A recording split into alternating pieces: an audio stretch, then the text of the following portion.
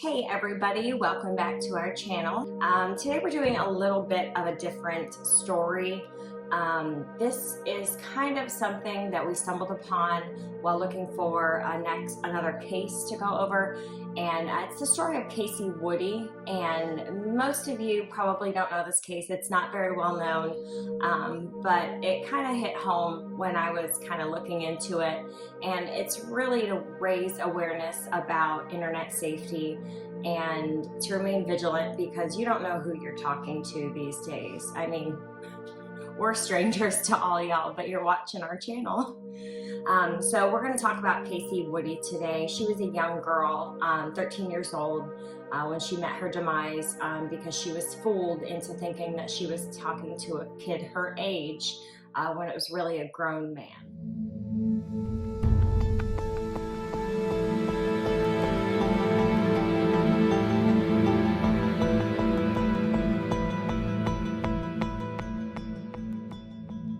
So this story takes place back in 2001, when the internet was very limited. Yeah, it was in its baby stages, and you were like 8. I was a little bit older at this time, considering I graduated high school in 2002, so I was about 16 or 17 years old at this time. So the internet was in its baby stages. Things like ASL, you have no idea what that is. It's age, sex, location. I know what that is. I don't think you knew. Yes, I did. Okay, but back then it was all chat rooms, and you got on, and you know, you thought you were talking to a cute boy or a cute girl, depending on your preference. But it was just a lot different than it is now. And you had dial-up internet, so it took 15 minutes to connect. And you could not send pictures unless you had like high speed. At that time it was called high speed, or there was just a lot. It was a lot different than it is today. You can't just pick up your phone and Google, you know, something, whatever. So Kacie Woody was 12 to 13. She changes, her birthday is like during the story. Mm-hmm. But she's from Holland, Arkansas, which is a very rural part of Arkansas. The homes were like an acre apart. So her aunt was her neighbor, but it's not like they were right next door. I mean, if something were to happen, her aunt would not hear. And if Kacie needed to get over there in a hurry, it would take her some time to get over there, because they were not right on top of each other. And this was nice because you had some property to play on, but it was not nice if you were the only one in the home and something was happening. Right. So she went to Greenbrier High School, and she was very, very avid in the arts. So she did band, she played the saxophone, she did choir, and these are things that she really enjoyed. Her dad was a police officer, and he did work night shift, and she had a brother that was also living in the home. His name was Tim, but he went to college during the evenings, so he was not home at night either. So this left Kacie home by herself a lot. Unfortunately, Kacie's mother did pass in 1997. They were all traveling down the road, and all of a sudden 2 horses, wild horses, ran out, and they got into a car accident, and Kacie's mother did pass.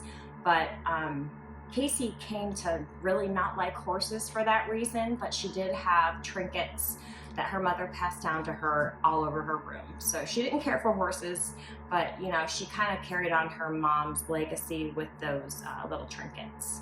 After Kacie's mom's passing, she did start kind of growing up pretty fast. It kind of forced her to, especially with her dad being a cop and having a crazy schedule, working a lot of nights.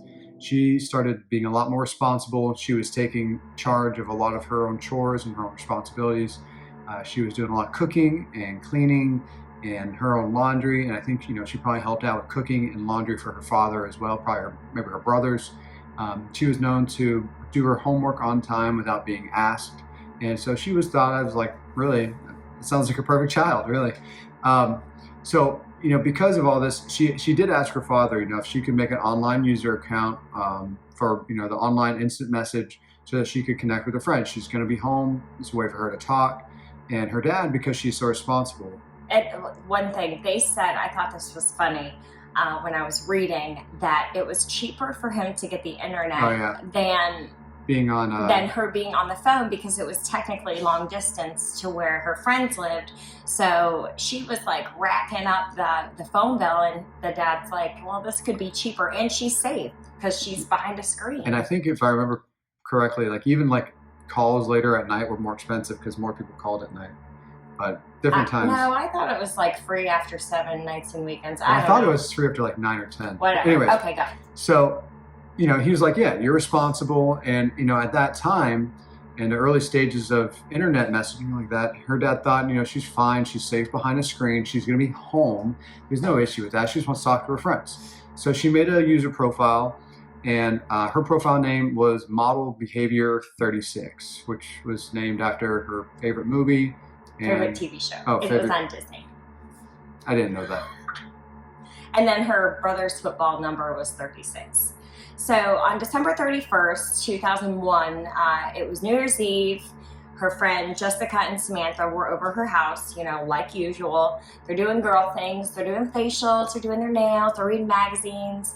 And they pop on the internet. And they're, you know, talking about stuff and what chat room you want to go into. So they decided to go into a Christian chat room, one they had never been in before, and they figured it would be safe because it's, you know, Christian based, but not a lot of Christian conversations were going on in this Christian chat room. So they were just kind of talking to people, and a user profile, the name Jasmine_DF, messaged her ASL, which is age, sex, location. He knows it. Okay, so he replied 17, male, San Diego, California, and then she replied 12, female, from Arkansas. So I mean, right there's a big difference between a 12-year-old and 17. Yeah. In that age frame. Now, if you're 25 and 30, you know, that's not so bad. But I think at that point in your life, you're 1 year from being technically an adult, and you're not even a teenager. And yes, 12-year-olds. Yes. So that basically the ASL determines kind of quickly if you want to chat with them or not. Now, I don't know. She must have thought, oh, it's an older boy. He wants to talk to me. And they were so excited. So they continued to talk to this guy. And his name ended up being Dave. And Dave was this, you know, beachy surfer guy, long blonde hair. You know, it was New Year's Eve, and these girls were spending their time, talking to this surfer guy. They missed the ball drop, but they were so enthralled in this conversation that this older boy liked them, so on and so forth. So they continued to talk to him, and after that day, she really became close to him. Mm-hmm. They found out they had a lot in common, and Kacie really wanted her other friends to like him like she did. So at that time, I think they added him in their user profile, and they started getting close to him, and they're like, oh, Dave's really cool. So these 3 girls are all talking to the same guy, Dave. But Kacie and him are, you know, more so on the boyfriend-girlfriend, but she got what she wanted. Her friends liked this guy. First, Kacie's dad was okay when she first ran it by him, because he's like, who are you talking to? And she's like, oh, this guy Dave, he's 17, from, you know, California. And he really didn't have a red flag at that point. I would have. Yeah, I would have too. So he figures she's safe, she's home, she's behind a screen again, like nothing's gonna happen. She could just click the X and get out of the chat. She really was close with Dave because she opened up about her mom, which is something that she had not done with anybody. I'm not even sure she really talked much about it with her close friends. So Dave kind of led on that he was going through a tragedy as well. His aunt was in a car accident, and she was in a coma. She was, you know, near death, and she also lived in Arkansas. At this point, their bond has gotten a lot stronger. Like, her and Dave were talking every day, and they were like messaging as much as possible. So much that Kacie felt that she could give out her phone number so that they could start talking, which they did. They started talking back on the phone, and I think that they were talking like every single day, whether it was on the phone or messaging or both. And so we fast forward, it's been like 5 months. They've been talking this entire time. May comes around and Dave turns 18. So this guy is legally an adult talking to a 12-year-old. Creepy, right? Yeah. Her dad feels the same way. Apparently like freaks out, which I don't understand how you'd be like, oh, 17, no big deal. I'm like, oh my God, that's right. 18 comes after 17. Like, I don't understand that. I don't think he paid attention the first time she ran it by him. She probably did. And I think he asked again, and she said, oh, he just turned 18, and now he's like, dun, dun, dun, dun. Yeah. Red flags. Well, there's nothing good that an 18-year-old will do with a younger girl like that. Yeah. There's no good intentions. No. Her dad knows that. He freaked out and said, listen, you need to cut all ties. No more talking to him. No more calling him. Everything done. Did she listen? No. No, you know what? I'm going to say I probably wouldn't have at that time either, because I was on the internet. Because when I was in like 6th or 7th grade is when the internet actually came out. And I know exactly what she's experiencing because, you know, I did talk to, you know, cute boys or whatever. And, you know, you try to send pictures and like I said, it's dial-up internet, it's so slow. And you trust the person you're talking to because you don't know any different. The internet has not come out with catfish at that point. So, I mean, I totally get what she's going through. So I wouldn't have listened to my dad either. I mean, they said, Ashley, who are you talking to? And, you know, if I was talking to an older guy, I probably would have lied and said that he was my age. So I get it.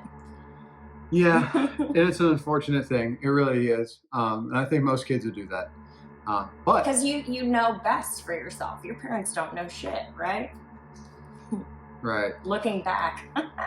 However, she did start talking to another guy, and his name is Scott. Now, when he gave his details, he's 14, from Georgia, and he's obviously a guy. Yeah. His name is Scott. And his profile was like Taz 2999. 2999. I think that's right. Yeah. So he's a lot closer in age, which, you know, she started, you know, saying maybe this is a good thing. He was a lot closer, Georgia to Arkansas. That's a lot closer than California. And, you know, they had a lot of common interests too. So they did start talking.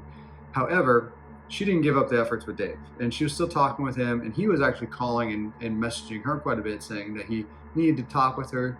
So at this point, Kacie really found herself in a love triangle. Yeah. So you're that young and you have 2 boys that are interested in you. What other way than a paper game to decide who is your undying love? Boy, that feels like early 2000s. Hey, we played MASH and like that little... So she did this paper game that scored the numbers or their letters and their names to numbers, and Scott was the one that won. And she decided to tell Dave, hey, listen, I really like this guy more. We have more in common. He's more my age, all this crap. Higher. And Dave's like, good, I'm happy for you. You know, this is awesome that you found somebody, you know, but so she updated her profile on October 3rd saying that she was in a long-term relationship with Scott. And after this, Dave, I don't know if this is from jealousy, which I think it is, started, you know, talking about his aunt more, how she's getting more sick. And, you know, he's got to go see her. You know, maybe they could meet up when he comes and sees her. Has her last days, you know, she's, you know, nearing the end. And her friends notice that she's moving a little too fast for, you know, being on the internet and not really knowing that person. Okay, so her friends are a little concerned. They don't do anything at this point, but, you know, they just let her know, we think you're moving too fast. You don't even know these guys, and now you're in a long-term relationship with him. You've only been talking to him for a few weeks.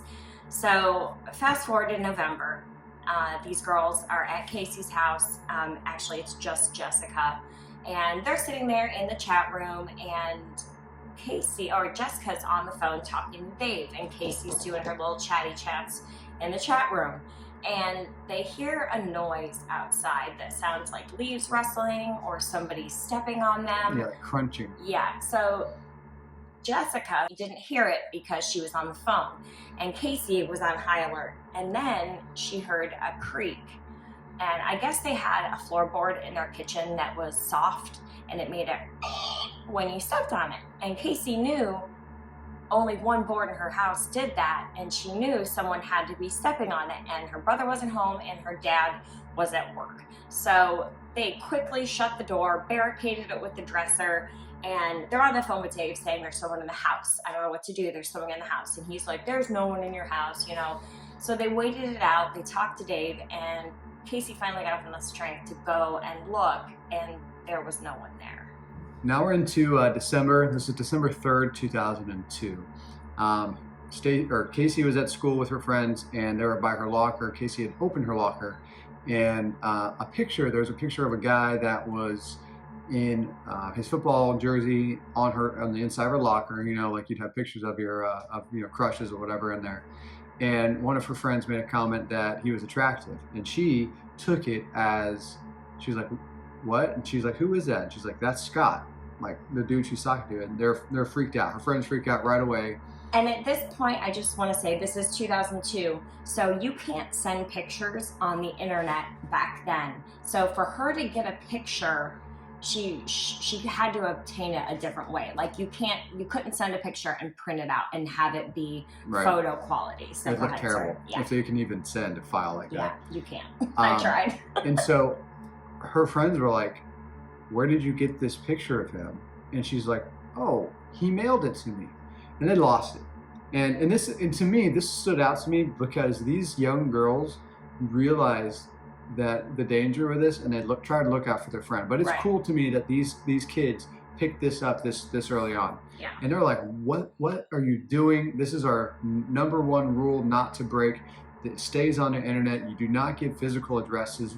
What if he is someone he's not? What if this guy, what if that's a family member of his or some random kid he found he just sent a picture of? He could be an old dude. So. And this was Scott.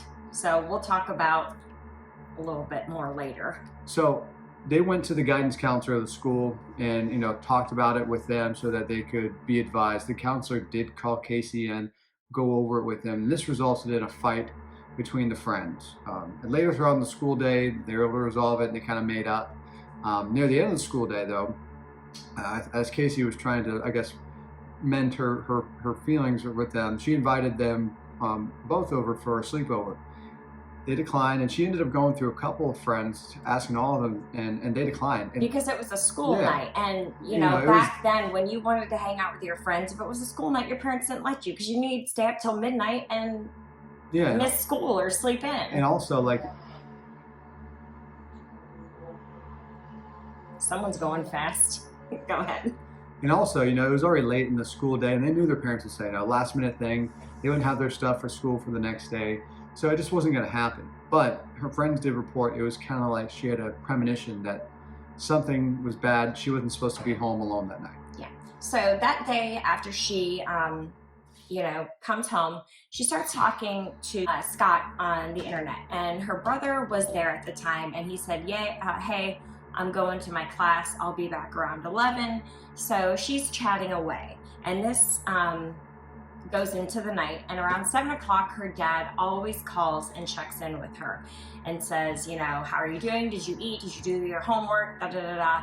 And that conversation ends, and he says, I love you, good night, because she normally heads to bed around like 8:30, 9 o'clock. They are chatting on the phone or on the computer, and conversation's normal, and around 9:45 Kacie stops replying. So Scott keeps messaging her, what's going on? What's going on, baby? Where are you at? Da, da, da, da.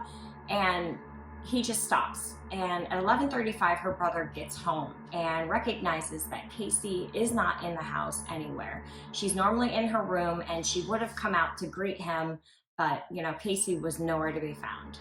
So after finding no Kacie, Tim calls his dad and says, listen, Kacie's nowhere to be found, and this is unlike her. Kacie wasn't one to sneak out or, go against her father's wishes. So Dad rushes home and finds a chair overturned, her glasses are bent, and her boots and her coat are still there. And it's in the middle of December in Arkansas, and it's cold and it's snowy. So if Kacie left without those things, she left like Against her will. Against her will. Like, she wouldn't have done that. So Casey's father goes ahead and calls 911. Investigators arrive. They come to the house and start going through the house, and they notice the same thing. It looks like she left unwillingly. She left all her items. Her glasses were broken, like Ashley said. She didn't have her boots. You gotta have your boots in the middle of winter. Like, it's just a thing, right? When they looked at stuff, she was still logged into the computer. Like, she was mid-typing, like writing something in a chat. Never hit send, just gone. So they start looking into who she's talking to and her group of friends. They do contact her friends who, say, what are her tendencies? Who has she been talking to? What's the situation? And they mention Scott, right? Because she's her boyfriend.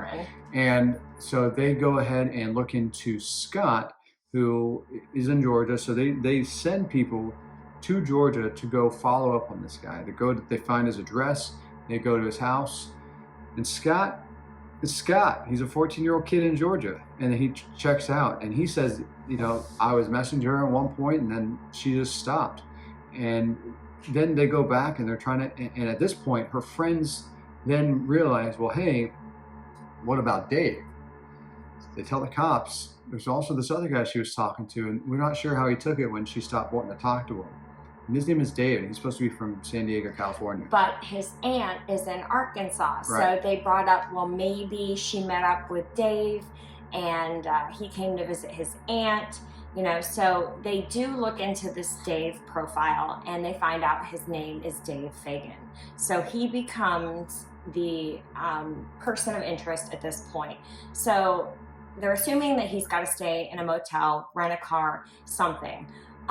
So they start looking into all the hotels for any initials, DF, Dave this, Dave that, anything. And someone from California. Yeah. So they ended up finding plates to a California vehicle in a local hotel parking lot.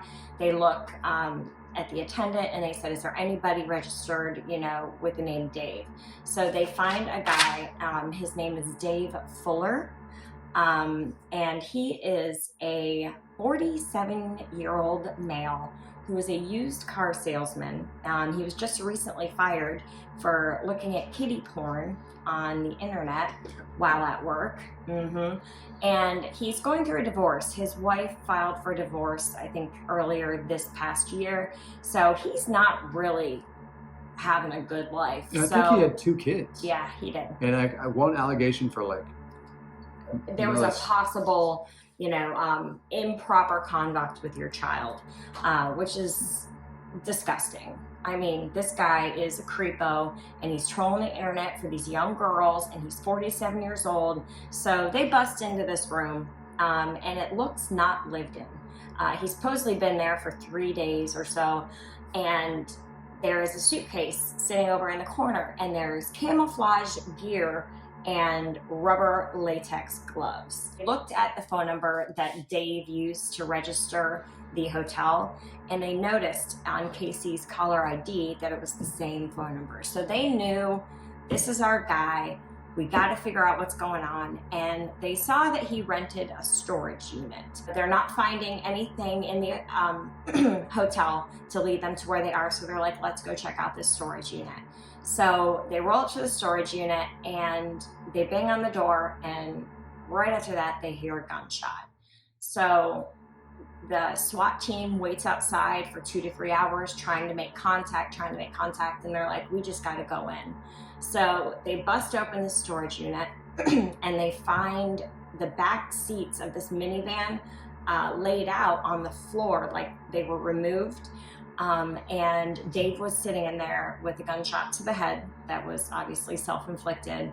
And then their worst fears came true. They found Kacie in the back of the van, chained up, also shot, and she was sexually assaulted. This is absolutely disgusting. Like, this guy was a giant coward. Like, he did all this, and this was not took the easy way out. Yeah, this was not his first time. They looked into everything with him, and they saw that he was kind of like,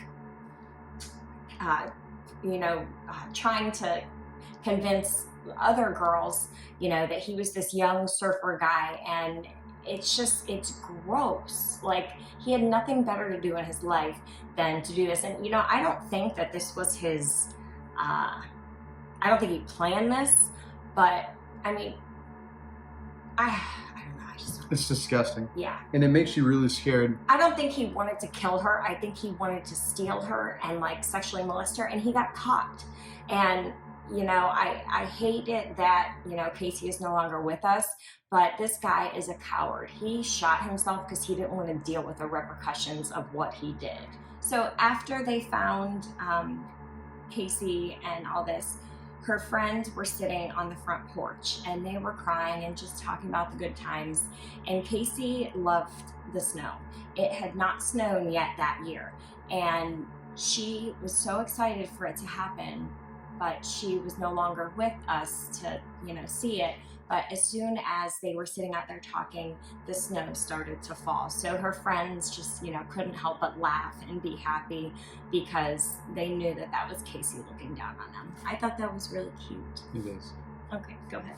So after all the grieving and pain and suffering that the family and the friends went through, her friends and her father set up a foundation. It's the Kacie Woody Foundation, and it's to bring awareness and attention to internet predators and for your own safety and how to look out for things on the internet. And that is a great thing. And it's not just for young kids. No, it's for everybody. You have adults. There's tons of adults who go on dating websites all the time and they get catfished. I mean, we did the Dexter killer. Yeah. I mean, that's and people get tricked and they get pulled into situations where they're not expecting, and predators take advantage of vulnerable people. And vulnerable doesn't mean that you're weak. It means that you're hoping for something and you're deceived. Right. I went on a Match.com date back in my single days, and the picture that was on the profile looked nothing like this person. I literally pulled up to the restaurant and he says, "I'm waiting on the corner," and I drive and I look, and this is not shallow of me, but this guy, no, he was like 5'1". Okay. So? Okay, I'm sorry, all you short guys out there. This guy claimed to be like 6 foot. Oh, I mean, that's a lie, but yeah. It's still, well, I can't say. He looked it's nothing. Deceiving, but yes. it sounds shallow. You should lead with the 6 foot thing. He was about 40 pounds heavier than his profile picture as well. So but she likes me to eat. I got duped. I just drove by. I didn't even stop. I know I'm a terrible person. I think that's awful. You don't do that to somebody. Okay, you think that's awful? Oh my God, that poor fat guy. No, stop.